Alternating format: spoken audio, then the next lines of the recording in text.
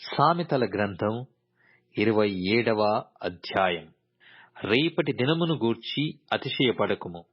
ఏ దినమున ఏది సంభవించునో అది నీకు తెలియదు. నీ నోరు కాదు, అన్యుడే. నీ పెదవులు కాదు, పరులే నిన్ను పొగడదగును. రాయి బరువు, ఇసుక భారము. మూఢుని కోపము ఆ రెంటి కంటే బరువు. క్రోధము క్రూరమైనది, కోపము వరదవలె పొర్లునది. రోషము ఎదుట ఎవడు నిలవగలడు? లోలోపట ప్రేమించుట కంటే బహిరంగముగా గద్దించుట మేలు. మేలును కోరి స్నేహితుడు గాయములు చేయును. పగవాడు లెక్కలేని ముద్దులు పెట్టును. కడుపు నిండిన వాడు తేనెపట్టునైనను త్రొక్కివేయును. ఆకలిగొనిన వానికి చేదు వస్తువైనను తీయగా నుండును. తన ఇల్లు విడిచి తిరుగువాడు గూడు విడిచి తిరుగు పక్షితో సమానుడు. తైలమును అత్తరును హృదయమును సంతోషపరచునట్లు చెలికాని హృదయములో నుండి వచ్చు మధురమైన మాటలు హృదయమును సంతోషపరచును.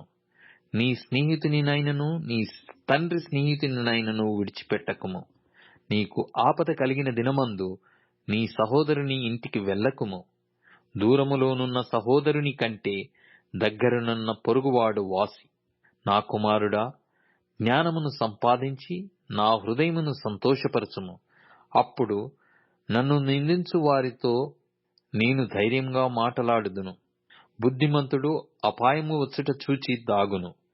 జ్ఞానము లేని వారు యోచింపక ఆపదలో పడుదురు.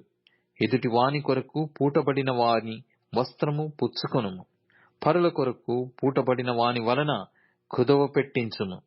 వేకువనే లేచి గొప్ప శబ్దముతో తన స్నేహితుని దీవించు వాని దీవెన వానికి శాపంగా ఎంచబడును. ముసురు దినమున ఎడతెగక కారు నీళ్లును గయ్యాలి అయిన భార్యయు సమానము. దానిని ఆపచూచువాడు గాలిని ఆపచూచు వానితోనూ తన కుడి చేత నూనె పట్టుకొని వానితోనూ సమానుడు. ఇనుము చేత ఇనుము పదునగును. అట్లు ఒకడు తన చెలికానికి వివేకము పుట్టించును. అంజూరపు చెట్టును పెంచువాడు దాని ఫలము తినును. తన యజమానుని మన్నించువాడు ఘనతనొందును. నీటిలో ముఖమునకు ముఖము కనబడినట్లు ఒకని మనస్సునకు మరి ఒకని మనస్సు కనబడును. పాతాళమునకును అగాధ కూపమునకును తృప్తి కానేరదు. అలాగున నరుల దృష్టి తృప్తి కానేరదు. మూసచేత వెండిని, కొలిమి చేత బంగారును, తాను పొందిన కీర్తి చేత నరుని పరిశోధింపవచ్చును. మూఢుని రోటిలోని గోధుమలలో వేసి రోకట దంచినను వాని మూఢత వాని వదిలిపోదు. నీ పశువుల స్థితి జాగ్రత్తగా తెలుసుకొనుము. నీ మందలయందు మనస్సునుంచుము. ధనము శాశ్వతము కాదు, కిరీటము తరతరములుండునా?